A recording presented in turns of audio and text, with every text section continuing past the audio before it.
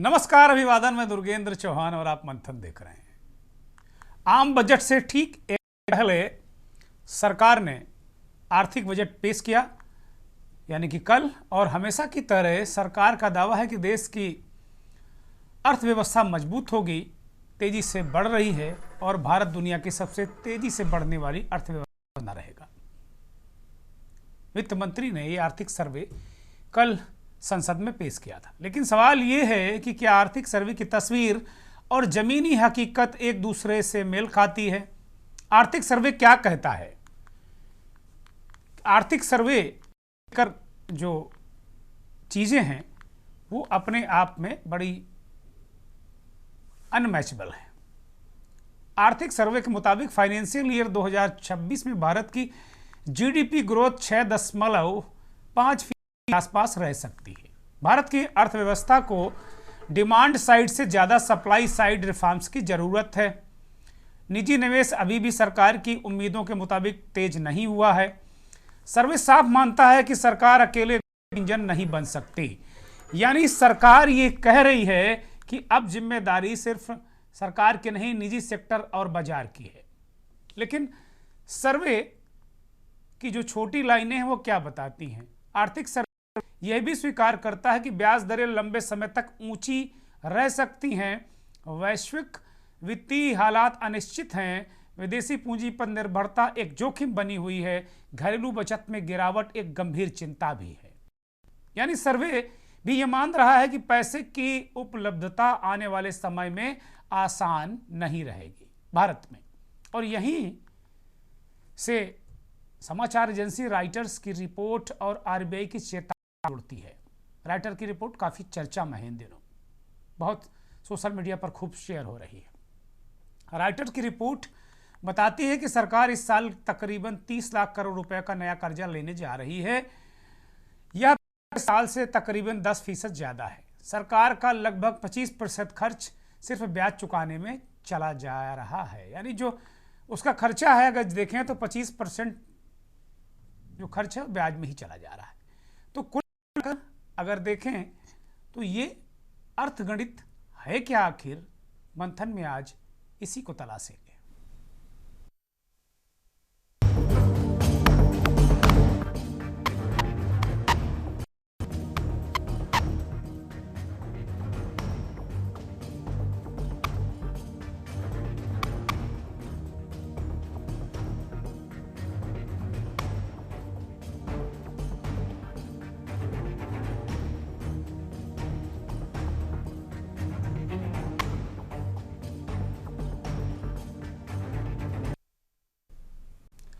अब सवाल ये है कि अगर ब्याज पर ही इतना खर्च हो रहा है तो शिक्षा, स्वास्थ्य, रोजगार, इंफ्रास्ट्रक्चर के लिए पैसा कहां से आएगा? ये बड़ा सवाल है। आर्थिक सर्वे बनाम बैंकिंग सिस्टम की सच्चाई। आर्थिक सर्वे उम्मीद जताता है कि बैंकिंग सिस्टम मजबूत है, लेकिन आरबीआई के आंकड़े कुछ और कहते हैं। फाइनेंशियल ईयर 2025 में बैंक डिपॉजिट 9% घटे हैं, जीवन बीमा निवेश 17% घटा है, छोटी बचत योजनाएं 24% घटी हैं, जबकि म्यूचुअल फंड निवेश 95% बढ़ा है। शेयर बाजार में जो डायरेक्ट निवेश है वो 35% उछला है, यानी देश की बचत अब सुरक्षित बैंकिंग सिस्टम से निकलकर जोखिम भरे बाजार की ओर जा रही है, ये रिपोर्ट कहती है। यही वो संरचनात्मक असंतुलन है जिसे आरबीआई ने खुलकर चेतावनी बताया है। विदेशी निवेश और आर्थिक सर्वे की सीमा। आर्थिक सर्वे मानता है कि भारत को विदेशी निवेश की जरूरत बनी रहेगी, लेकिन सवाल ये है कि अमेरिका का 10 साल का बॉन्ड 4.5% देता है और भारत का बॉन्ड जो है वो 6.72% देता है ब्याज। लेकिन अगर रुपया उतना ही गिर गया है, आज भी रुपया सबसे न्यूनतम स्तर पर, न्यूनतम स्तर पर, हम पत्रकार रोज खबरें चलाते हैं कि अब न्यूनतम स्तर पर आ जा रहा, लेकिन 2-4 दिन बाद फिर उससे भी न्यूनतम हो जाता, उससे भी न्यूनतम हो जाता। तो रुपया दिनों दिन इतना गिर रहा है कि विदेशी निवेशकों को फायदा क्या होगा? यही वजह है कि लगातार एफआईआई और बिकवाली जो है वो कर रहे हैं, यानी जो शेयर हैं वो खरीद रहे हैं जो फॉरेन इन्वेस्टर हैं। और यही वजह है कि यही वो जगह आर्थिक सर्वे की उम्मीदें वैश्विक हकीकत से टकराती हैं। यूरोपियन यूनियन की जो मुक्त व्यापार की डील है और आर्थिक सर्वे का दावा, आर्थिक सर्वे में निर्यात बढ़ाने और यूरोपियन यूनियन जैसे बाजारों तक पहुंच को एक बड़े अवसर के रूप में दिखाया गया है। लेकिन सच्चाई ये है कि यूरोपियन यूनियन के साथ जो मुक्त व्यापार फ्री ट्रेड डील है वह अभी साइन नहीं हुई है, यानी 27 देशों की मंजूरी बाकी है। यूरोपियन संसद के जो पास अभी इसमें होना बाकी, क्योंकि पास होना है, इसमें 6 महीने से 1 साल लग सकता है। और ये दूर की कौड़ी है, ये नैरेटिव सेट करने के लिए, हेडलाइन मैनेजमेंट के लिए तो बढ़िया है, लेकिन अगर ये साइन भी हो जाती है, जल्दी साइन हो जाती, तब भी इसका रिफ्लेक्शन 5 से 7 साल और 10 साल भी लग सकते हैं। तो आप ये मत मानिए कि आज यूरोपियन यूनियन के साथ मुक्त व्यापार की डील हुई और धड़ाधड़ हमें जो टैरिफ 110% से 10% गाड़ियों में आ जाएगा, सारी चीज़ें बहुत अनुकूल हो जाएंगी। इतनी जल्दी कुछ नहीं होने वाला है। एक दूर की कौड़ी है, एक सपना है ये। और पुराना जो रिकॉर्ड ये बताता है कि इस तरह की जो डील हुई हैं उनमें जो सबसे बड़ी दिक्कत ये है कि हमारा निर्यात कम बढ़ा है, आयात ज़्यादा बढ़ा है। तो सवाल ये है कि आर्थिक सर्वे एक भविष्य की उम्मीद को आज की उपलब्धि की तरह पेश कर रहा है, और क्या गारमेंट सेक्टर को ईयू का बाजार मिलने से अमेरिका से होने वाले नुकसान की वाकई भरपाई हो पाएगी क्या? ये सवाल आज मंथन में उठा रहे हैं। और टैक्स, बाजार और सर्वे की चुप्पी की ओर देखें तो बाजार की तरफ से दबाव है। शेयर और म्यूचुअल फंड का LTCG टैक्स घटाया जाए, लेकिन आर्थिक सर्वे इस सवाल पर खामोश है कि पूरी तरह टैक्स योग्य बैंक डिपॉजिट का भविष्य क्या होगा। ये भी देखने वाली बात हुई। क्या इससे बचत और ज़्यादा शेयर बाजार में नहीं जाएगी, मतलब जो बचत है वो ज़्यादा शेयर बाजार में जाएगा, और क्या इससे वही जो स्ट्रक्चरल खतरा बढ़ेगा जिसकी चेतावनी RBI दे चुका है? तो आज का जो मंथन है सही मायने में उसके 3-4 सवाल सीधे सीधे हैं। क्या आर्थिक सर्वे हकीकत दिखा रहा है या उम्मीदें बेच रहा है? क्या सरकार कर्ज और ब्याज के दुष्चक्र में फंसती जा रही है? और क्या यूरोपियन यूनियन की डील समाधान है या सिर्फ एक राजनीतिक नैरेटिव, हेडलाइन मैनेजमेंट है ये? और क्या ये बजट में जो आने वाला है 1 फरवरी को, क्या बजट में विकास से ज़्यादा नुकसान को संभालने की कोशिश दिखेगी? इन्हीं सवालों के साथ आज हम मंथन शुरू करेंगे। आर्थिक सर्वे में अगर देखें तो जो रिपोर्ट्स हैं, राइटर की रिपोर्ट है, EU का मसला है, और इन सब चीज़ों को लेकर हम लोग बात करने वाले हैं। मेहमानों को स्क्रीन पर लाया जाए। हमारे साथ महेंद्र सिंह, इस देश के जाने माने वरिष्ठ पत्रकार विश्लेषक आ चुके हैं। डॉक्टर सुनील कौशिक वरिष्ठ पत्रकार हैं, और अश्वनी राणा साहब इस देश के जाने माने अर्थशास्त्री हैं। नमस्कार सभी मेहमानों का। और एक बड़ी महत्वपूर्ण बात आर्थिक सर्वे में हमें दिखी, अमूमन वो मीडिया से गायब रही, मुझे नहीं दिखा कि उस पर कोई चर्चा हुई। बड़ी गंभीर विषय है वो।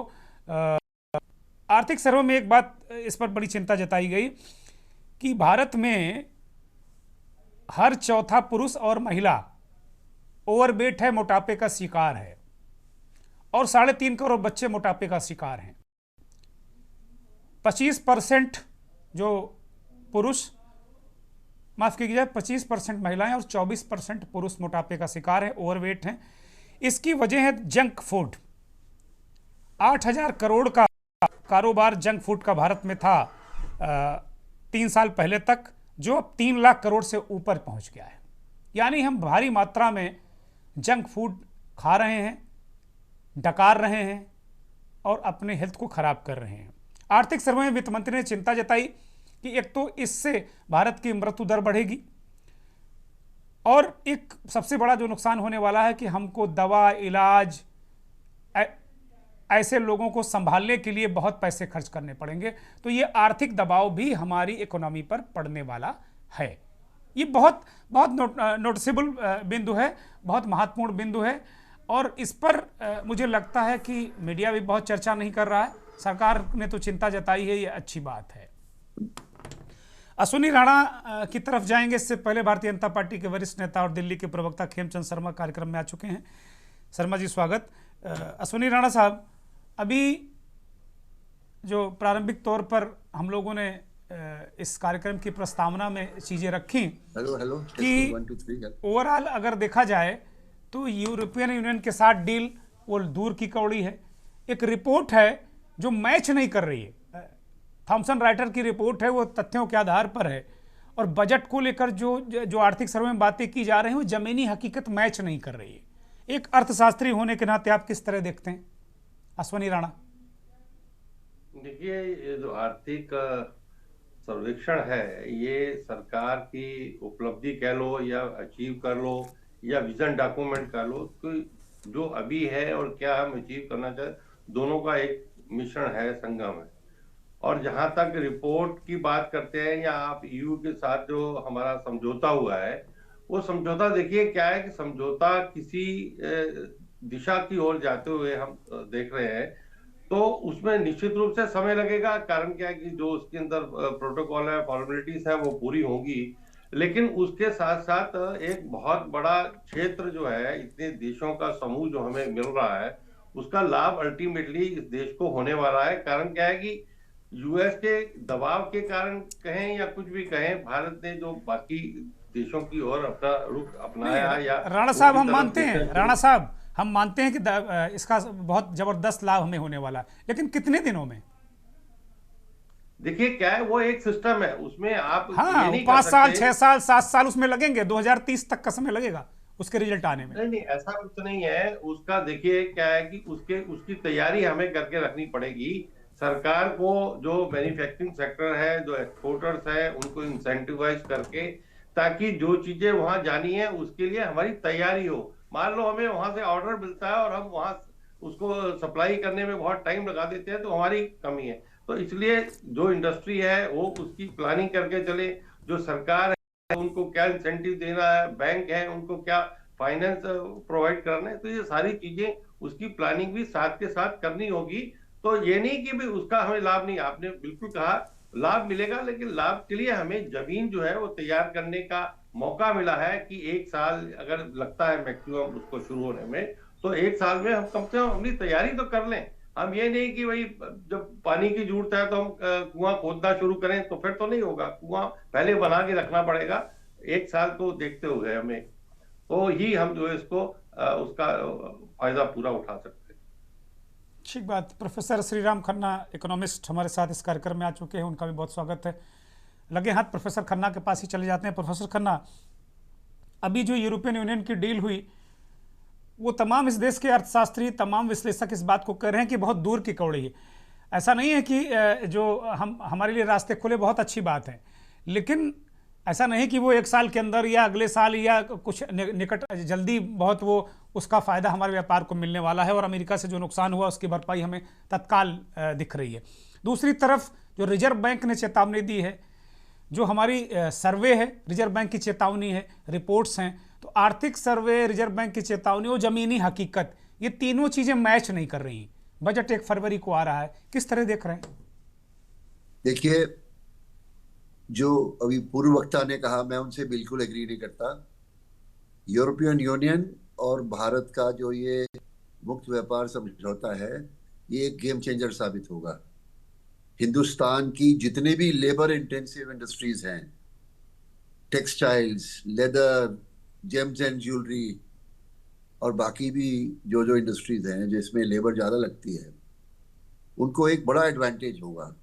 उनको एडवांटेज होगा हमारे पड़ोसी देशों पर और दूसरे सप्लायर्स पर, क्योंकि आपका माल जाएगा ड्यूटी फ्री, उन पे लगेगी 5, 10, 15% ड्यूटी। तो आपके एक्सपोर्टर्स को यूरोपियन मार्केट में घुसने के लिए आसानी होगी।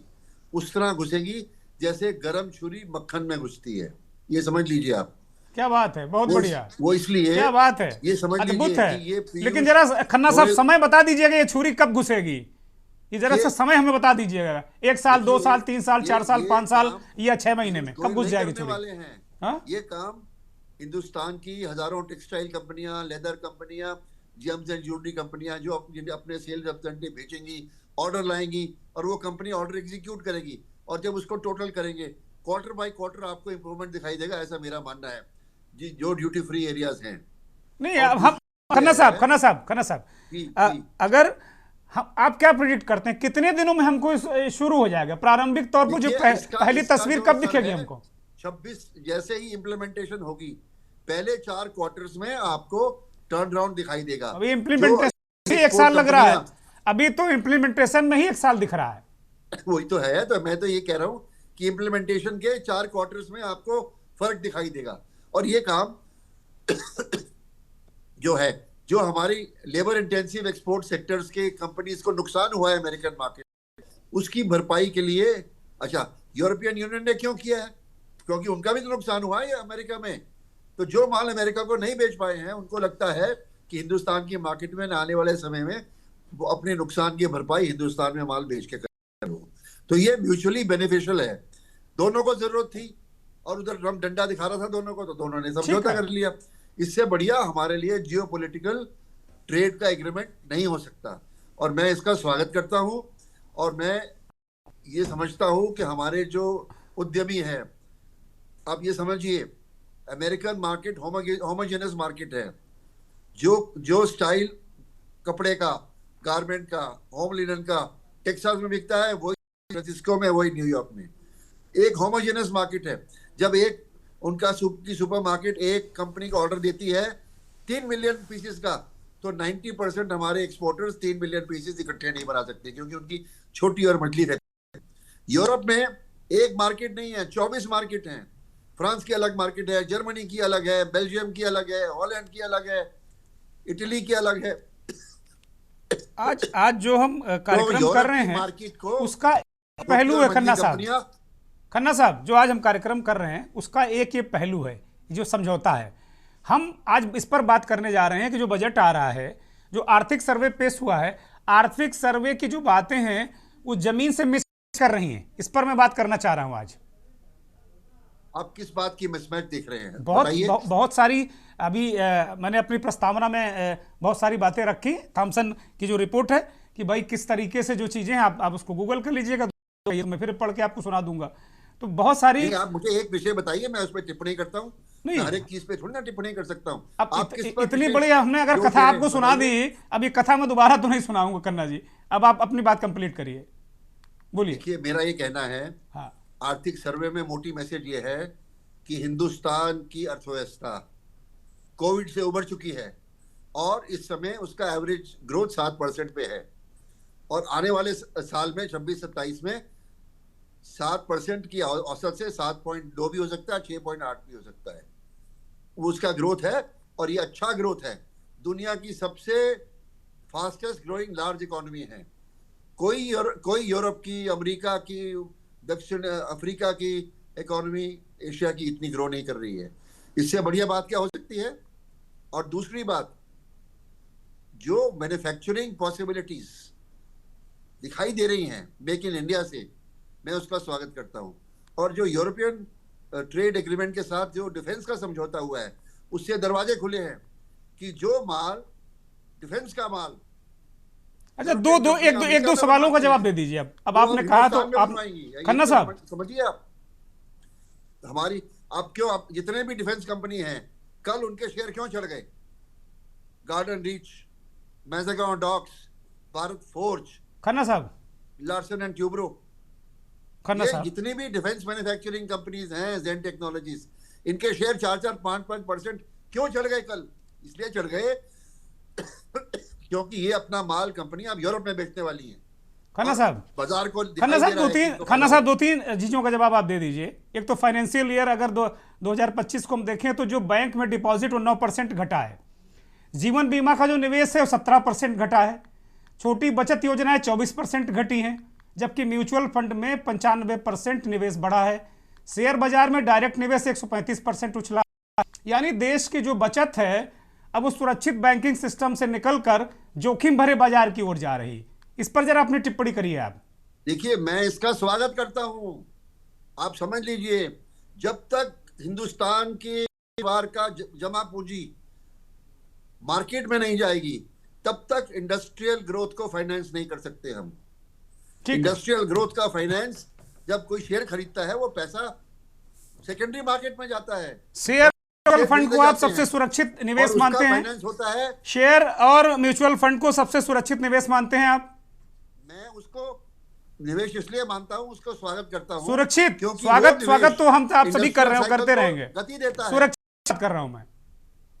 मेरा ये कहना है कि जो सेकेंडरी मार्केट और प्राइमरी मार्केट से पैसा स्टॉक एक्सचेंजेस के थ्रू ठीक है, कंपनियों के पास जाता है, उससे कंपनीज का ग्रोथ फाइनेंस होता है, अर्निंग बढ़ते हैं, एम्प्लॉयमेंट बढ़ती है, उसका मैं करता हूं। ठीक है, अगर मान थैंक लो यू, थोड़ा थैंक कम यू, हो भी गया सेविंग्स, तो क्या फर्क पड़ता है, थैंक इन्वेस्टमेंट यू, तो बढ़ रही है धन्यवाद। महेंद्र सिंह की तरफ जाऊंगा। महेंद्र सिंह, ओवरऑल जी ओवरऑल जो आर्थिक सर्वे है, यूरोपियन यूनियन की डील है और बजट है हमारा, और आरबीआई जिस बात को लेकर कह रहा है कि जो सुरक्षित निवेश से निकलकर हम शेयर और म्यूचुअल फंड में जा रहे हैं, वो इसको खतरा मान रहा है आरबीआई। आरबीआई यूं तो सनक तो नहीं गया आरबीआई कि उसको सनक आ गई हो?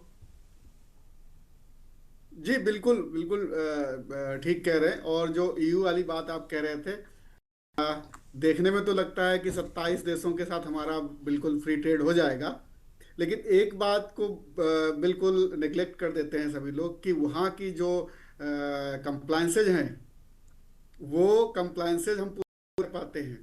हमारा डेयरी उद्योग बहुत प्रभावित होगा, वहाँ से जो हमारा आयात होगा यहाँ, हमें इतना कंपटीशन होगा कि हमारा डेयरी जी, उद्योग बर्बाद हो जाएगा। पहले लेदर जितने इस तरह उद्योग के ट्रेड हुए उसमें आयात बढ़ गया है निर्यात के बजाय, जो बिल्कुल रिपोर्ट्स में यही देख रहा होगा, था, क्योंकि आयात बढ़ गया है। वहाँ का जो कंप्लायंस है, वहाँ पर्यावरण के नियम बहुत बहुत ज़्यादा हैं, वहाँ लेबर स्टैंडर्ड्स हैं, वहाँ डिफॉरेस्टेशन का है, वहाँ इतने रेगुलेशंस हैं कि हम पूरे ही नहीं कर पाएंगे।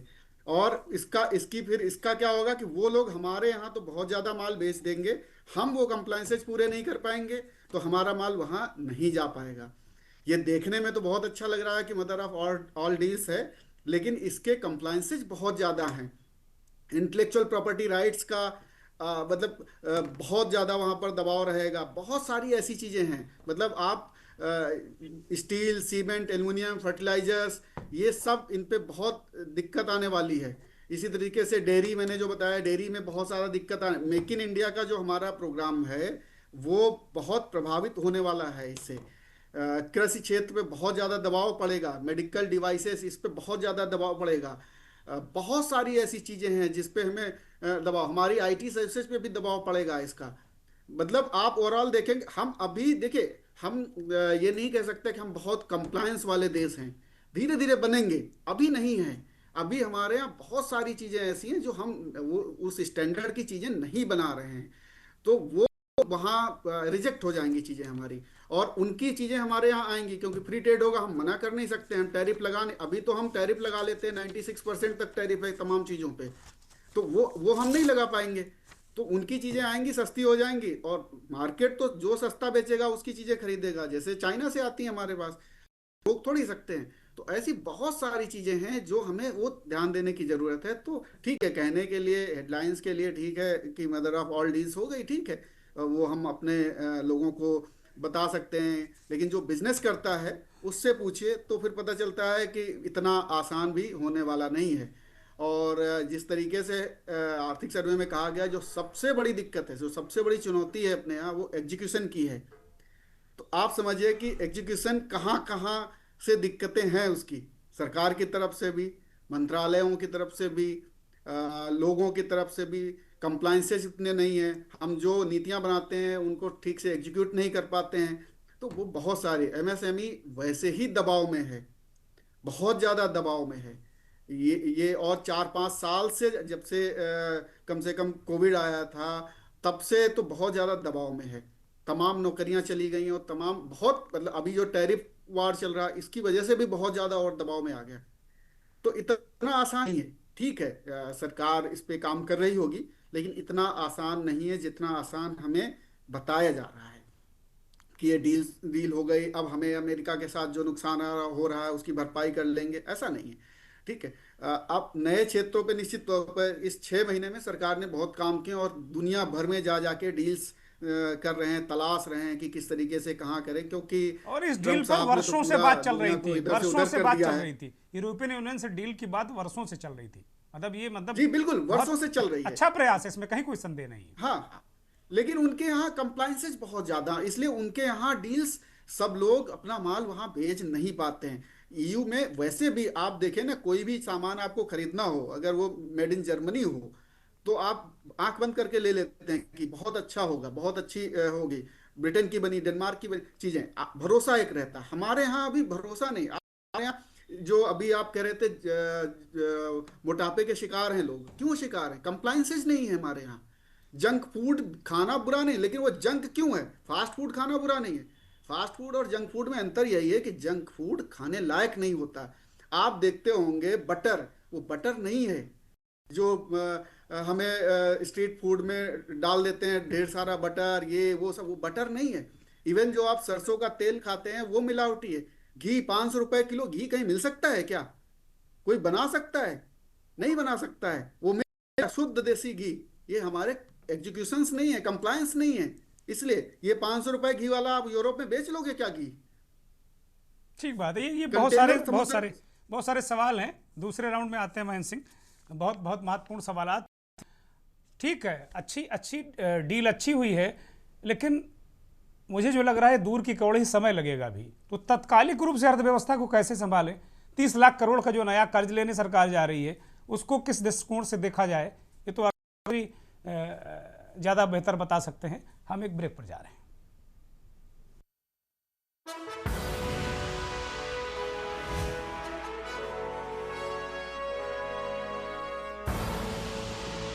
देख रहे हैं के न्यूज, खबरों का सार।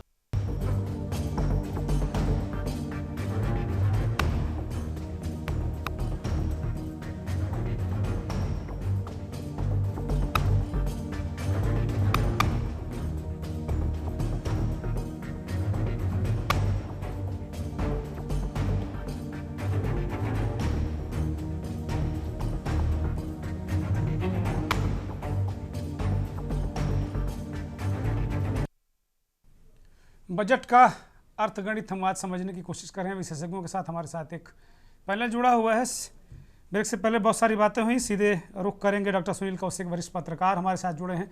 कौशिक साहब, अभी सर्वे में सरकार ने इस बात को कहा है, वित्त मंत्री ने कहा कि सरकार अकेले ग्रोथ इंजन नहीं बन सकती, बल्कि बाजार और निजी सेक्टर पर निर्भरता बहुत ज़्यादा करनी होगी। और कुल मिलाकर अगर देखा जाए तो आर्थिक सर्वे स्वीकार करता है कि जो ब्याज दरें हैं वो लंबे समय तक ऊंची रह सकती हैं, वित्तीय हालत अनिश्चित है, विदेशी पूंजी पर निर्भरता एक जोखिम है, और घरेलू बजट जो बिगड़ गया है लोगों का, तो घरेलू बचत में गिरावट ये गंभीर विषय है और सर्वे भी इसे मान रहा है। कौशिक, कुल जो आर्थिक सर्वे होता है, और आर्थिक सर्वे यदि सच्चाई से, जमीन से जुड़ी हुई बातें ये सरकार तक पहुंचती हैं तो उसका उपाय होता है। और जो आप रिपोर्ट में दिखाया गया था, मैं भी उस बात से सहमत हूं कि कई ऐसे तथ्य हैं जो आर्थिक सर्वेक्षण के आधार पर सरकार तक नहीं पहुंचे हैं।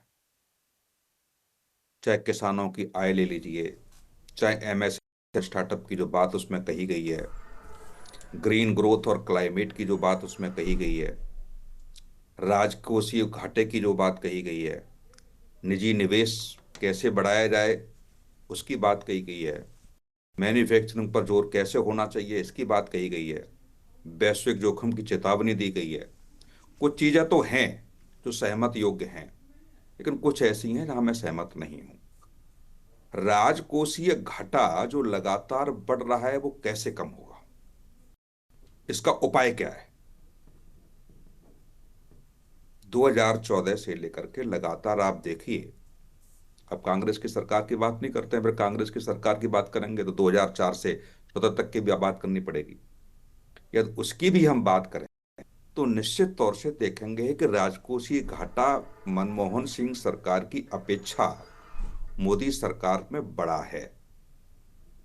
इसका रास्ता अभी नहीं दिख रहा, चाहे हम चौथी बन गए हों। और कर्ज भी, कौशिक साहब, कर्ज भी धड़ाधड़ कर्ज ले रहे हैं। इस साल भी हम 10% ज्यादा लेंगे। बिल्कुल, मैं वही कह रहा हूं। कर्ज तो ऐतिहासिक बढ़ा है। अब इसका जवाब ये हो सकता है कि डेवलपमेंट हमने किए हैं, लेकिन कर्ज तो बढ़ा है ना। नहीं, बिल्कुल उसी उधर ही आ रहा हूं मैं। चाहे आप चौथी से तीसरी इकोनॉमी की तरफ आप बढ़ रहे हो, कोरोना काल में यदि कृषि सेक्टर की व्यवस्था हमारे यहाँ ठीक नहीं होती या मजबूत थोड़ी बहुत होती तो हमारी इकोनॉमी की डगमगा गई होती। और दूसरी बात, टैरिफ लगाने के बावजूद ट्रंप साहब के टैरिफ लगाने के बावजूद भी यदि हमारे यहाँ बहुत हलचल नहीं हुई, तो इसका भी मैं पूरा का पूरा श्रेय कृषि को देता हूं। जी। आप हमेशा सरकार उधर ध्यान नहीं दे रही है।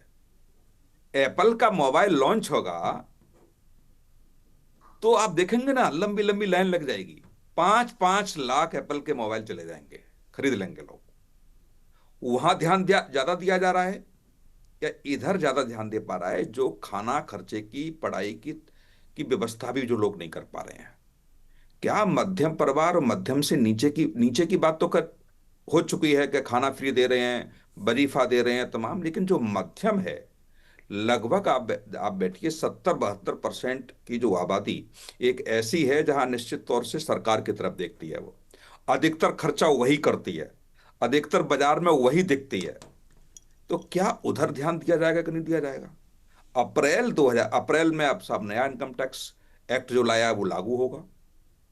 कल फरवरी से चाहे गैस के सिलेंडर की बात की जाए, चाहे सीएनजी पीएनजी सबकी बात की जाए, 1 फरवरी से दाम बढ़ जाएंगे। कौन यूज करता है उसको? अधिकतर कौन यूज करता है? तो ये सब की व्यवस्था, क्या मुझे लगता है कि सरकार के पास कोई ऐसा रास्ता है? मुझे नहीं दिख रहा कोई रास्ता ऐसा है। और हर बार हम यही बजट पे 2 दिन पहले चर्चा कर लेंगे, 2 दिन अधिकतर चर्चा करेंगे और उसके बाद फिर कुछ नहीं, वही ढर्रे पे सारी चीजें चल देंगी। अभी आपकी डिबेट में आया कि ईयू के साथ क्या हुआ।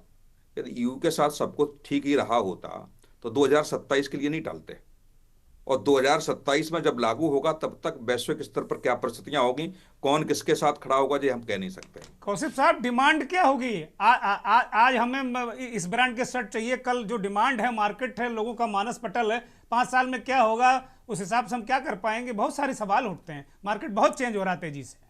बिल्कुल नहीं, मार्केट भी चेंज हो रहा है और कूटनीतिक तरीके से रिश्ते भी चेंज हो रहे हैं। हाँ जी। 1 साल बाद अमेरिका यूके के संबंध बहुत अच्छे हो गए, फिर क्या करेंगे आप? और ये जो डील है वो अभी से तो लागू नहीं चल, 2014 से नहीं चल रही है, ये 2008 या 7 से चल रही है। हाँ, बहुत लंबे समय से इस पे बहुत मनमोहन सिंह की सरकार चली गई तो ठंडे बस्ते में चली गई, फिर बहुत स्टार्ट लंबे हुई। समय से बातचीत हो रही थी इसमें। मैं वही कह, और कुछ ना कुछ तो ऐसा नहीं फाइनल हुआ है। 940 यदि वस्तुओं के आयात फ्री किया गया है वहां, तो इसका मतलब फुट एंड फाइनल है। 140 सेक्टर सर्विस सेक्टर पे आदान प्रदान हुआ है, तो निश्चित तौर से फुट एंड, तो इसमें अब मुझे नहीं लगता कि यहाँ ऐसी कोई व्यवस्था होगी कि वहां जो भी देश हैं यूके को उनसे परमिशन लेनी पड़ेगी, या ऐसे समझौतों में क्या संसद से प्रस्ताव कोई पास नहीं होता। लेकिन ये मैं जरूर देखता हूं कि 1 साल के लिए इसलिए टाला गया है, चाहे वो एग्जीक्यूशन की बात करें या XYZ कुछ भी बात करें, मैं नहीं मानता। अमेरिका की निर्भरता पे 1 साल के लिए ये टाला गया है कि 1 साल की स्थिति क्या होगी उसके बाद हम लोग देखेंगे। ये बड़ी बात। ऐसी स्थिति में सरकार क्या मजबूती के साथ कोई ब्लूप्रिंट है कि नहीं सरकार के पास? क्या मध्यम परिवार के लिए देने के लिए कुछ सरकार के पास है कि नहीं है? अभी बिल्कुल ठीक है, टीवी डिबेट्स में, चैनल्स में, अखबारों में सब चलता रहेगा, लेकिन निश्चित तौर से मान के चलिए कि देश खोखला हो चुका है। ये सरकार ने इधर ध्यान नहीं दिया तो आगे स्थिति बहुत ही भयानक होने वाली है। खेमचंद शर्मा जी भारतीय जनता पार्टी के प्रतिनिधि के तौर पर यहाँ हैं, वो सरकार की भी नुमाइंदगी कर रहे हैं। शर्मा जी, जवाब दीजिए। नमस्कार, जय हिंद। जय हिंद। देखिए, सबसे पहले तो अभी हमारे वरिष्ठ पत्रकार भाई ने कुछ चीजें बोली कि भाई डील बड़ी है, दिखने में बड़ी है, लेकिन प्रैक्टिकल में बहुत मुश्किल होगी, काम नहीं कर पाएंगे, हमारी सर्विस इंडस्ट्री वहां पे काम नहीं कर पाएगी। मैं आपको बता दूं, मैं भी 20 साल से आईटी सर्विस इंडस्ट्री में हूँ।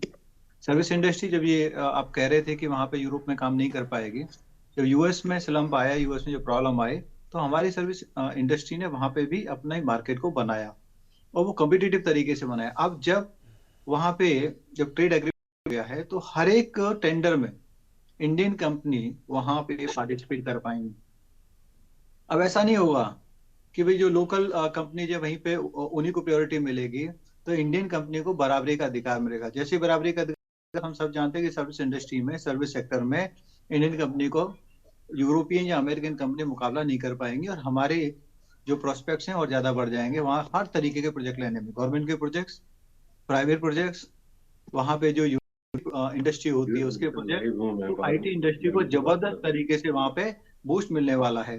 दूसरा, अभी कह रहे थे कि हमारे मैन्युफैक्चरिंग जो है वहां पे सर्वाइव नहीं कर पाएंगे, क्योंकि वहां पे जो यूरोपियन जो स्टैंडर्ड्स हैं, क्वालिटी स्टैंडर्ड्स हैं, इन्वायरमेंट स्टैंडर्ड्स हैं, डेटा स्टैंडर्ड्स हैं, सिक्योरिटी स्टैंडर्ड्स हैं, क्वालिटी स्टैंडर्ड्स हैं, या फिर बहुत सारी और भी चीज हैं, उसकी वजह से हमें प्रॉब्लम होगी। स्टैंडर्ड तो इंडिया में भी है, standard can be made any time और can be impose any time. अगर ऐसा लगता है कि वो एक्सपोर्ट को रोकने के लिए वो अपने स्टैंडर्ड्स को बहाना बनाते हैं कि हमारे कृषि के उत्पाद जा रहे हैं, और वो कहते हैं कि नहीं कि भाई आपके यहाँ पे ये स्टैंडर्ड्स की प्रॉब्लम है, तो वो तो वाइस वर्सा कभी भी हो सकता है। लेकिन जिस तरीके से प्रोडक्शन इंसेंटिव मोदी गवर्नमेंट ने पीछे दिए और उससे एमएसएमई सेक्टर को बूस्ट मिला, मैं ऐसा मानता हूँ कि एमएसएमई सेक्टर को बहुत बड़ी मार्केट यूरोप में मिलेगी। पर्टिकुलरली जो कपड़ा इंडस्ट्री है, लेदर इंडस्ट्री है, एमएसएमई इंडस्ट्री, छोटे आर्ट वर्क करते हैं, ज्वेलरी के प्रोडक्ट्स हैं, और जो आर्टिफैक्ट्स बनाते हैं, इन सभी को एक बड़ा और एक रिच मार्केट यूरोप में मिलने वाला है, जिसका फायदा हमें मिलेगा। हमारे ऑटोमोबाइल्स हो, क्योंकि ज्यादातर हमारे जितने भी ऑटोमोबाइल इंडस्ट्री है वो मीडियम या लो साइज की जो कार है वो बनाती है, तो वो यूरोप में भी, ऐसा नहीं कि सब के सब लोग अमीर रहते हैं, वहां भी बहुत सारे ऐसे लोग हैं जो आज भी यूरोप में, अगर मैं देखूं तो 1,500 से 2,000 डॉलर में मंथली सर्वाइव करते हैं, 2,500 डॉलर में मंथली सर्वाइव करते हैं। तो उनके लिए हमारी मारुति की कार, हमारी जो बाकी की जो कारें हैं जो इंडिया में मैन्युफैक्चरिंग हो रही हैं, वो काफी उनके लिए सूटेबल होंगी और उनके लिए रीचेबल होंगे, तो आसानी से वो खरीद सकते हैं। तो मैं ऐसा मानता हूँ कि हमारी हर इंडस्ट्री को होने वाला है। जैसे उन्होंने घी की बात की, दूध की बात की, ऐसा नहीं कि हमारी इंडस्ट्री डिस्ट्रॉय हो जाएगी, आज भी इंपोर्ट होता है, आज भी जो मिल्क पाउडर है वो ऑस्ट्रेलिया से या कई और यूरोपियन कंट्री से होता है। इसका मतलब ये थोड़ी कि हमारी हमारी जो अपनी मिल्क इंडस्ट्री है वो डिस्ट्रॉय करनी, हमारी खपत इतनी ज्यादा है।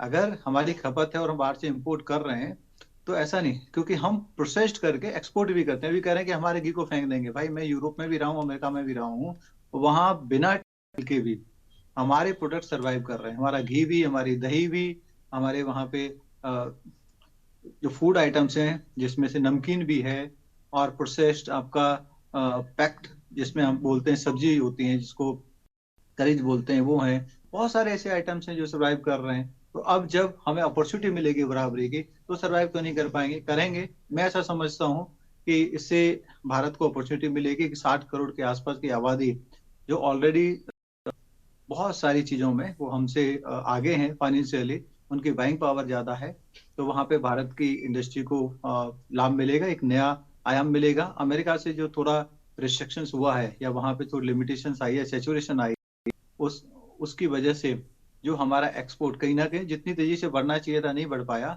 उसको एक नया ग्रोथ इंजन, नया स्पेस यूरोप में मिलेगा, ऐसा मैं समझता हूँ। अच्छा, कब तक उम्मीद करते हैं शर्मा जी ये सब अच्छी चीजें शुरू हो जाएंगी? नहीं, जल्दी होंगे, इम्पैक्ट तो देख रहे हैं, जैसे मतलब अभी क्या 1 बताया। साल, 1.5 साल, अभी 2 साल, 6 महीना, कितना समय अभी लग रहा? अभी देखिए अर्थशास्त्री जी ने जो भी बताया कि कल क्यों जो मेजर इंडस्ट्री है वो काफी बूम करी थी, उसका एक कारण था, क्योंकि ना सिर्फ वो सेक्टर थोड़ा भूल गया, आपको नहीं टच बेस किया, ना सिर्फ जो ट्रेडिशनल बल्कि जो हमारी डिफेंस इंडस्ट्री है, प्लस हमारी साइंस एंड टेक्नोलॉजी इंडस्ट्री है जिसमें स्पेस मार्केट है, स्पेस है, तो उसको भी बूम मिलने वाला है। और हमारे जो नवरत्न कंपनियां अभी वो सिर्फ भारत के लिए नहीं, यूरोप के लिए भी प्रोड्यूस करेंगे, ऐसा मैं मानता हूँ। और आने वाले समय में, क्योंकि ये डील हुई है, डील एक परसेप्शन बहुत इंपॉर्टेंट रोल प्ले करती है। परसेप्शन तो इसका मतलब पार्टिसिपेशन अभी कंपनियों का ऑर्डर टेकिंग के लिए दोनों तरफ शुरू हो जाएगा, और स्लोली इसका इम्पैक्ट ग्राउंड पर भी दिखेगा। ठीक है। महेंद्र सिंह, शर्मा जी बहुत एग्री नहीं है आपकी बातों से। वो कह रहे हैं कि बहुत सारी चीज़ें बहुत स्मूथली जाएंगी, बहुत सारी चीज़ें ठीक हो जाएंगी, और बहुत सारी चीज़ें वो बता रहे हैं कि नहीं, लेकिन अभी समय बताने की स्थिति में कोई भी नहीं, सरकार भी नहीं, शर्मा जी भी नहीं, हम भी नहीं, आप भी नहीं। मतलब वो राधा वाला जो है ना। बिल्कुल बिल्कुल, देखिए जी को डिफेंड करना ही चाहिए, पार्टी की लाइन पे चलना चाहिए, उसमें कहीं कोई दो राय नहीं। लेकिन हम लोग जो एक निष्पक्ष तौर पर उसकी अगर समालोचना करें या आलोचना करें, तो ये लगता है कि अभी ये तात्कालिक क्यों ईयू की डील हुई भारत के साथ, बहुत समय से चल रही है बात, लेकिन अभी क्यों हुई? क्योंकि अमेरिका ने तेवर दिखाया यूरोप को, और यूरोप को ये समझ में आया कि अमेरिका के ऊपर डिपेंडेंसी ठीक नहीं है। इसलिए वहाँ के लोग चाइना, इंडिया इसको बहुत तबाह रहे हैं। अभी देखिए ब्रिटेन ने चाइना और ब्रिटेन के साथ ऐसा समझौता हुआ है कि वीजा की भी जरूरत नहीं है वहाँ। अच्छा। तो आप ये सोच, बिल्कुल इंडिया के साथ ऐसा नहीं हुआ। ठीक है, क्यों चाइना के साथ? क्यों? चाइना कंप्लायंसेस के साथ, आपको सस्ता चाहिए सस्ता देगा, आपको बहुत कंप्लायंस के साथ चाहिए तो बहुत कंप्लायंस के साथ सामान देगा। वो एक चीजें हैं। तो आप ये सोचिए अमेरिका के साथ जो टसल है वो चाइना उसका ज्यादा लाभ उठाएगा। मैक्रो भी कह चुके हैं कि अब चाइना को हमारे यहाँ आना चाहिए, वेलकम करना चाहिए चाइना का। इंडिया के बारे में ऐसी बात नहीं कही उन्होंने। तो वो भी जानते हैं कि हम अभी एक ऐसी इकोनॉमी है कि हम बहुत कंप्लायंसेस को मतलब नहीं महेंद्र करके सिंह, नहीं मैं सकते, एक नहीं चीज कर समझना पाएंगे। चाहता हूं, महेंद्र सिंह मैं एक समझना चाहता हूं कि हमारी साख क्या उत्पादक के रूप में इस दुनिया में नहीं है? हम केवल सेवा करने वाले लोग हैं, सर्विस प्रदाता हैं, है ना, सेवा प्रदाता हैं कि साहब हम सर्विस बड़ी बढ़िया करते हैं। जी इस वजह बिल्कुल से बिल्कुल, हमारे यहाँ पढ़े हमें लिखे, कोई नहीं हमारे बुलाता। यहाँ, हाँ हमारे यहाँ पढ़े लिखे अंग्रेजी जानने वाले बहुत लोग हैं, बहुत युवा हैं, आईटी सेक्टर में हैं, मेडिकल क्षेत्र में हैं, सर्विस के उस मामले में तो हम नंबर 1 है, इसमें कहीं कोई दो राय नहीं है। ठीक है, ये अलग बात है कि हमारी जो सर्विस देने वाली कंपनियां आईटी सेक्टर में बहुत कम कंपनियां हैं, तो विदेशी कंपनियां भी हमारे यहाँ आके हमारे सर्विस सेक्टर को एक्सप्लोर करती हैं, वो कोई दिक्कत नहीं। लेकिन हमें अभी मैन्युफैक्चरिंग में हाँ, बहुत मैं मेहनत जानना करने की चाहता हूं जरूरत क्या है। बिना मैन्युफैक्चरिंग के इकोनॉमी की जो हम कल्पना कर रहे हैं, उड़ान उड़ रहे हैं, वो क्या बिना मैन्युफैक्चरिंग की पूरी हो जाएगी क्या? संभव नहीं है, क्योंकि इसलिए संभव नहीं क्योंकि हमारे यहाँ कंज्यूमर भी बहुत ज्यादा हैं। हमें अपने डोमेस्टिक मार्केट को देख करने के लिए भी हमें उत्पादन करना होगा और एक स्टैंडर्ड और कम लागत पे करना होगा। और इसके लिए कई चीजें हैं। एक तो जो एग्जीक्यूशन की बात आर्थिक सर्वे ने भी कहा है, उस पर बहुत जोर देना होगा। दूसरा, ब्यूरोक्रेसी को कम करना होगा, क्योंकि अभी भी ब्यूरोक्रेसी हावी है, उसको कम करना होगा। और तीसरा, भ्रष्टाचार कम करना होगा जो कि बहुत ज्यादा है और इस वजह से कंप्लायंस नहीं हो पाते हैं। रेगुलेशंस अच्छे बनाने होंगे और उनका एग्जीक्यूशन। मैं जो बात कर रहा था जंक फूड या वो दूसरी चीज, एक छोटा सा उदाहरण है कि आप कहीं भी चले जाइए, कहीं आपको कंप्लायंस दिखते हैं, सब हैं, फूड इंस्पेक्टर्स हैं, लेकिन क्या आपको कहीं चेक करते हुए दिखते हैं? क्या कहीं कोई फॉलो होता है नियम? दिक्कत इस बात की है। कहाँ आप वहां पड़े follow हुए हैं? गंदा पानी पी पी के भारत के 5 शहरों में बहुत सारे लोग मर जाते हैं। प्लेन्स की बात कर रहे हैं आप। हर जगह कहीं गंदा खाना खा के गंदा पानी पी के लोग मर रहे हैं। किस कंप्लायंस की बात करेंगे हम? बिल्कुल। तो कई तरीके की चीजें हैं। और एक तरफ जहां मोटापे की समस्या है दुर्गेन जी, जो ये बहुत विकसित गंभीर राज्य विषय है, तो अलग से लेकर आऊंगा। बहुत गंभीर विषय है, आज मैंने और इसको जिक्र कर दिया। बहुत गंभीर विषय है। और इसके साथ एक और गंभीर विषय है कि जो सक्षम है लोग, जो जो धनाढ्य लोग हैं, वहां पर एक ऐसे स्टनिंग कहा जाता है वो, मतलब वो वहां पर खाने, मतलब क्या बोलेंगे उसको, कि वो स्वस्थ नहीं है।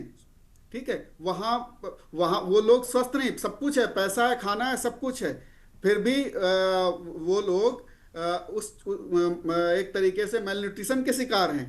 वो भी एक बहुत बड़ी समस्या है। तो जहां पर पॉपुलेशन हेल्दी नहीं है, जहां पर, तो हम उस अपनी इस पूरी पॉपुलेशन को एक तरीके से मोनिटाइज नहीं कर सकते हैं। जब हेल्थ सही नहीं है तो हम उसका पूरा फायदा नहीं ले सकते हैं।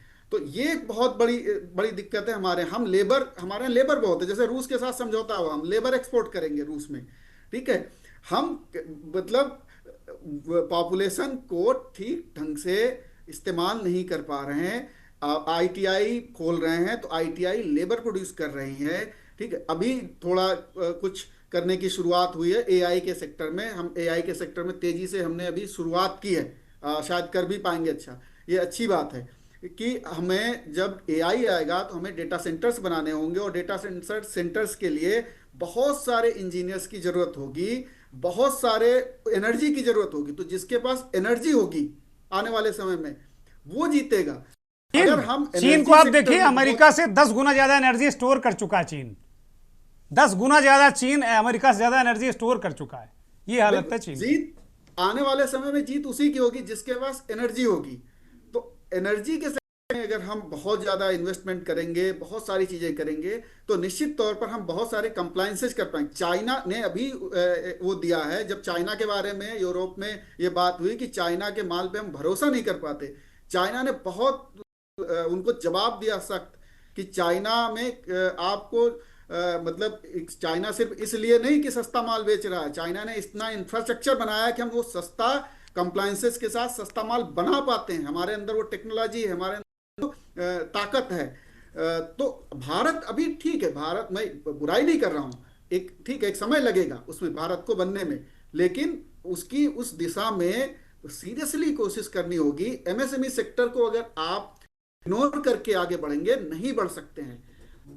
इंडिया की जिस तरीके से इकोनॉमी है, जहां पर शुक्र मंगल बुध बाजार लगते हैं, ठीक है, ये हमारी इकोनॉमी की बहुत बड़ी ताकत है जो हमें बहुत सारी चीजों से बचाती है। बहुत बड़ी पॉपुलेशन इनसे अपने को सर्वाइवल इनका होता है। हमें उस इंडस्ट्री को बचाना होगा। वो इंडस्ट्री नहीं बच रही, पूरा चाइना का माल आकर के यहाँ बिक रहा है, पूरा हर एक चीज चाइना की, प्लास्टिक के सामान जो आप साबुन रखते हैं जिसमें वॉशरूम में, वो तक वहां से आ रहे हैं। मतलब हर एक चीज आ रही। क्यों आप आ रही? क्योंकि वो सस्ता पड़ रहा है, हमारे यहाँ महंगा पड़ रहा है। तो हम मैन्युफैक्चरिंग में इस तरीके से compete नहीं कर सकते हैं कि हम महंगा बनाएं और कंज्यूमर खरीद ले। नहीं खरीदेगा कंज्यूमर। कंज्यूमर के ऊपर आप कुछ भी थोप नहीं सकते हैं। कंज्यूमर वही चीज ठीक है। खरीदेगा जो उसकी जेब अलाउ करेगी और वो ठीक भी होगी। ठीक है। यहां पर हम मात खाते हैं। तो मैन्युफैक्चरिंग के बिना वाकई में हम आगे नहीं बढ़ सकते हैं, जो 2047 का सपना देख रहे हैं। हम सर्विस सेक्टर में हैं, सर्विस सेक्टर में हमने अच्छा अचीव कर रहे हैं, इसमें कहीं कोई दो राय नहीं, हमें कोई ठीक है। बीट नहीं कर सकता। ठीक है। डॉक्टर सुनील कौशिक, अभी महेंद्र सिंह का जो लबोलुबाब है वो कह रहे हैं कि भाई मैन्युफैक्चरिंग सर्विस ठीक, अच्छी बात है, हम बहुत आगे हैं। खेमचंद शर्मा ने भी उसका समर्थन किया कि भाई हमें बहुत सारे ठेके मिल जाएंगे, बहुत सारी चीज़ें मिल जाएंगी, अच्छी बात है। हम एक भारतीय होने के नाते हमें तो बहुत खुशी होती, बहुत गर्व होता है कि हम आगे बढ़ें। लेकिन जो हमारा मानव संसाधन है, अभी एक सवाल इस कार्यक्रम में ही उठा, तरीके से यूटिलाइज करता है चीन, इकोसिस्टम बनाता है, चीज़ें करता है, तो हम लोग भी उस तरह करें तो ज़्यादा बेहतर रहेगा। देखो, कौन करेगा? सरकार नहीं करेगी ना, इस देश के व्यापारी करेंगे, इस देश का उद्योग जगत करेगा। और उद्योग जगत जब आगे बढ़ता है तो राजनीति हम लोगों को देखने को मिलती है। सरकार सब कुछ नहीं कर सकती। नहीं, ये तो मान लिया, इस सर्वे में मान लिया कि भाई हम बाजार और सेक्टर करें। इस सर्वे में सरकार ने इस बात को कहा है कि वो हम खींच नहीं सकते, 2 इंजन है बहुत जरूरी। जी, वो तो करना ही पड़ेगा। सरकार सुपरविजन कर सकती है, लेकिन सरकार को आप सीधे सौंपे कि मैन्युफैक्चरिंग करने लगे, सरकार कैसे कर पाएगी मैन्युफैक्चरिंग? नहीं कर सकती, कोई सरकार नहीं कर सकती ना। दूसरी क्या, बार बार ये आ रहा था कि सर्विस सेक्टर में हमें देखो, निर्यात जो भारत करता है 825 अरब अमेरिकी डॉलर का निर्यात होता है, उसमें से आधा आधा है 887 अरब डॉलर की वस्तुएं और 374 अरब डॉलर का सेवाएं प्रदत्त कंपनियां जो हैं वो जो करती हैं। तो लगभग ऐसा नहीं कि हम केवल सेवाएं ही देते हैं। दूसरी सबसे महत्वपूर्ण बात है कि जो भी व्यवस्था है इस समय मैं देश की जो देख पा रहा हूं, जब तक छोटा व्यापारी भी, जैसे महेंद्र जी ने कहा, बिल्कुल सच बात है, बुधवार, शुक्रवार, सोमवार जो हमारे आसपास जो मार्केट लगते हैं, वहां देखिए ना भीड़ कैसी रहती है। और उस भीड़ में आप देखेंगे कि एक व्यक्ति थैला लेकर के इधर से उधर तक 4 चक्कर लगाता है कि मुझे 10 रुपए सस्ती चीज मिल है कोई, और वो आगे टिक जाता है वो चाइना वाले माल पे कि 2 रुपए सस्ता ये है, 1 रुपए सस्ता ये है। उस पर ध्यान कौन देगा? और वही है वो जो व्यक्ति, मैंने पहले भी कहा कि जो मध्यम परिवार के लोग हैं वही सबसे बड़ा खरीदार है इस देश में। और उस पर हम ध्यान नहीं देंगे तो निश्चित तौर से हम जिन देशों की हम तुलना कर रहे हैं उस देशों की पंक्ति में हम नहीं आ पाएंगे, चाहे हम इकोनॉमी बन जाए चाहे दूसरी इकोनॉमी बन जाए। अभी रसिया से हमको, जो मैन जी ने कहा कि हमको क्यों करना पड़ रहा है कि लेबर सप्लाई करेंगे, क्या हमारे यहाँ ये व्यवस्थाएं नहीं है? नहीं है व्यवस्थाएं। और इसलिए व्यवस्थाएं नहीं है कि हर एक व्यवस्था, आपने देखा होगा हर राज्य में जब बड़े बड़े प्लांट, बढ़िया कंपनी लगाने के लिए गई तो अच्छे अच्छे लोग धरने पर बैठ गए। अब राजनीति की स्थिति क्या है? अब ये कहने में कोई दो राय नहीं है कि उनको भी पीछे से चाहिए, पीछे से नहीं चाहिए तो हम बवाल करेंगे। सड़क बन रही होगी तो एमएलए साहब पहुंच जाएंगे, कुछ और हो रहा होगा तो सांसद जी पहुंच जाएंगे। इसको कौन रोकेगा? जब बड़ी कंपनियां, आप देखिए सैमसंग का नोएडा में शोरूम खुला, आज स्थिति क्या है उसकी आप देखिए जाकर के। जब हुआ तो बड़ा कार्यक्रम हुआ, मुख्यमंत्री जी ने उसका उद्घाटन किया और उन्होंने कहा 25,000 लोगों को हम रोजगार देंगे। वो 2500 लोगों को भी रोजगार नहीं दे पाए। अरे तो उसको तो ऐसी, 2-2 सरकारों ने दावा कर दिया, अखिलेश यादव ने भी दावा किया, मौजूदा सरकार ने भी दावा मैं किया। वही कह रहा हूं। अखिलेश अब यादव आप भी कह रहे थे कि नहीं हमारी हमारी उपलब्धि है। ये अब तो देखिए गजब दूसरा है। बात, आप उत्तर प्रदेश की चर्चा कर लीजिए आप, कि 35 लाख करोड़ का निवेश होगा, 35 लाख करोड़ का। अब 35 लाख करोड़ छोड़ दीजिए आप, 5 लाख करोड़ का निवेश नहीं हो पाया। तो ऐसी स्थिति में जो बड़े बड़े व्यापारी हैं, हम लोग तो नोएडा में बैठे हुए हैं, यहां देख रहे हैं दिल्ली में कि सिर्फ कुछ नहीं है, कुछ ऐसे चेहरों को हम लोग जानते हैं जो केवल एमओयू साइन पे मुख्यमंत्री के इर्द गिर्द फोटो खिंचवाते हैं और बड़ा प्रपोजल लगा के खड़ा कर देंगे सब मीडिया में छपने के लिए कि हम 10,000 करोड़ लगाएंगे, हम 20,000 करोड़ लगाएंगे। और हर बार, चाहे वो किसी की भी सरकार हो, चाहे वो अखिलेश जी की सरकार रही हो, चाहे वो अभी योगी जी की सरकार हो, ऐसे लोगों को चिन्हित करने की आवश्यकता नहीं है क्या? जो गुमराह करके निश्चित तौर से वो आईना दिखाने का काम सरकार को कर रहे हैं जो धरातल पर है ही नहीं। कम से कम 10 लोगों को मैं ऐसे जानता हूंगा जो अखिलेश जी की सरकार में भी वो अच्छा प्रपोजल लेके आए कौशिक 18 करोड़ का, और योगी कौशिक जी साहब, ने ये भी लोग ऐसा करके क्या फायदा क्या उठाते हैं? व्यापार तो करते नहीं, जैसा आप बता रहे हैं कि व्यापार नहीं, करते नहीं, इंडस्ट्री लगाते नहीं, फोटो खिंचवाते हैं, तो ये करते क्या है वास्तव में ऐसे लोग? छोटे छोटे लोगों को, अब जैसे उन्होंने कहा 10,000 करोड़ का लगाएंगे, उन्होंने कहा छोटे छोटे इन्वेस्टर चाहिए। वो वही आप रोज नोएडा में आप देखिएगा, अखबार उठा के हम देखते हैं, कोई ना कोई ऐसा पाया जाता है कि 70 करोड़ का, 200 करोड़ का घोटाला, ये सिर्फ इसी तरीके का इन्वेस्टमेंट के नाम पर, और एजेंसियां पता नहीं क्या करनी। छोटा व्यापारी बर्बाद हो रहा है।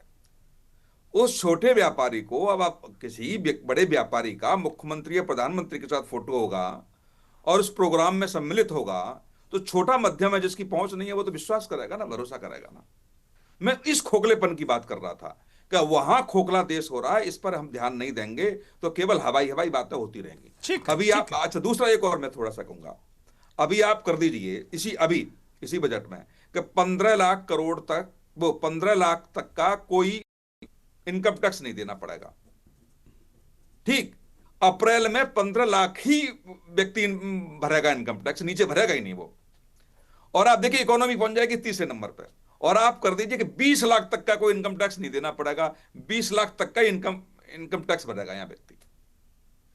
तो अब ऐसी स्थिति में क्या करेंगे आप क्या कहना चाह रहे हैं कि मतलब ये इस तरीके की मानसिकता है कि फेक आंकड़े जनरेट हो जाते हैं? ये मैं कह रहा हूं, जो लूप होल है चौहान साहब, लूप होल को न तो सरकार या तो ध्यान नहीं दे रही है तो उसने बिल्ली की तरह आंखें बंद कर ली हैं। वो भी उनके इर्द गिर्द लोग हैं जो सब समझ, और ऐसा नहीं कि भाजपा की सरकार में, सबकी सरकार की बात कर रहा हूं। ठीक बात है, ये सरकारों का चरित्र ही होता है, कैरेक्टर ही है सरकारों तो जब तक इस हकीकत के आधार पर वो स्थापित नहीं करेंगे तो मुझे नहीं लगता कि आप देश के साथ न्याय कर पा रहे हैं। ठीक बात है। आप देखिए एमएसएमई के रजिस्ट्रेशन आप देखिए और एमएसई को धरातल पे जाके देखिए, मैं दावे के साथ कह सकता हूं 50% भी उस सेक्टर में काम नहीं कर रहे हैं। ठीक बात है। अब 2 सवाल मुझे खेमचंद शर्मा से करना है, चूंकि मेरे पास बहुत कम समय बचा है। शर्मा जी, जो 2 महत्वपूर्ण सवाल हैं, एक तो ये राजकोषीय घाटा लगातार बढ़ रहा है, और ये कर्ज, भयानक कर्ज हम लेते जा रहे हैं, इस बार भी हमें लेना है, हमें बहुत सारे काम निपटाने 10%। मोटे तौर पर ये 2 सवालों का जवाब मैं चाहता हूं आपसे। सबसे पहले तो अभी जिस तरीके से कौशिक साहब बोल रहे थे, मैं एक चीज हाईलाइट करना चाहता हूँ कि ऐसा नहीं है कि हमारा सिर्फ जो मिडिल क्लास है वो छोटी छोटी चीजों को ही खरीदता है, या फिर ऐसी चीजों की मार्केट यूरोप में ऐसी चीजों की मार्केट नहीं है। यूरोप में तो चाइना ऑलरेडी डंप कर रहा है, लेकिन हमारे आइटम्स पे वहां पे इम्पोर्ट ड्यूटी लग रही थी। अब इम्पोर्ट ड्यूटी वो हट जाएगी, जब 0 वहां पे ड्यूटी लगेगी तो हमारे आइटम्स वहां पे कॉम्पिटिटिव हो जाएंगे। हमारे क्वालिटी आइटम्स हैं, हम सिर्फ सर्विस नहीं दे रहे हैं, हम वहां मैन्युफैक्चरिंग भी कर रहे हैं। आज मैन्युफैक्चरिंग में भारत, जितने भी आईफोन बन रहे ज्यादातर कहाँ पे असेंबल हो रहे हैं, कहाँ पे, वो भारत में। वैसे ही सैमसंग के प्लांट की बात की, लेकिन सैमसंग का जो बिगेस्ट मैन्युफैक्चरिंग और जो एक्सपोर्ट है कहाँ से हो रहा है? भारत से हो रहा है। भारत मोबाइल में आ गए, भारत जो है चिप मेकिंग में है। भारत आज बहुत सारी ऐसी चीजें हैं जहाँ पे लीड कर रहा है मैन्युफैक्चरिंग। ऐसा नहीं है कि मैन्युफैक्चरिंग में हम लोग कहीं भी नहीं है। तो उनके लिए जो यूरोप में मार्केट है वो हमें नए चांसेस देख रही। घाटे की बात बोली तो देखिए ये प्लस माइनस, क्योंकि जो इंटरनेशनल सिनारियो है या जिस तरीके से टैरिफ वार चली, उसकी जो प्रोडक्शन लिंक इंसेंटिव्स जो लोकल इकोनॉमी को दी गई, या लोकल इकोनॉमी को बूस्ट करने के लिए जो चीजें या एक्स्ट्रा खर्चे किए गए, या फिर ऑपरेशन सिंदूर हुआ उसमें जो प्रोविजंस हुए, तो बहुत सारी चीजें हैं उसकी वजह से थोड़ा प्लस माइनस, लेकिन मैनेज्ड है, कंट्रोल्ड है। और अगर हम पीछे का ट्रैक रिकॉर्ड देखेंगे तो उससे फार फार बेटर है। कर्ज शर्मा जी बस 20 सेकंड में। कर्ज लिया जा रहा है, लेकिन कर्ज के साथ साथ हमारे यहाँ पे एसेट बिल्डअप हो रही है। इकोनॉमी की हमारी स्ट्रेंथ बढ़ रही है, इकोनॉमी का हमारा साइज बढ़ रहा है, थर्ड लार्जेस्ट इकोनॉमी है। तो कर्ज के प्रोपोर्शन में अगर हमारी एसेट्स बढ़ रही हैं, हमारी वैल्यूएशन बढ़ रही है, हमारी कैपेसिटी बढ़ रही है, तो कर्ज जो है वो नुकसानदायक ठीक है। ठीक है, थैंक यू। महेंद्र सिंह, अंतिम बहुत संक्षिप्त में। मैन्युफैक्चरिंग में आप एक आंकड़ा ये देख लीजिए कि चाइना 30% जगह रखता है दुनिया में और हम 3.25%। इससे अंदाजा लगा लीजिए कि हम अभी कहाँ कंपटीशन है। बहुत बहुत धन्यवाद, बहुत बहुत धन्यवाद। इससे संक्षिप्त टिप्पणी हो नहीं सकती। महेंद्र सिंह की बड़ी चुटीली है, आंखें खोलने वाली है कि भाई हम बहुत दावे कर लें कि हम मैन्युफैक्चरिंग में तीर मार रहे हैं, लेकिन 30% और 3% फैसला कीजिए आप। और सिर्फ आलोचना ही नहीं, हम सब प्रयास करें, सब कुछ पट्टी आंखों में बांध कर सरकारों के लिए मत छोड़ दें, नहीं तो हम ऐसे रोते रहेंगे। नमस्कार।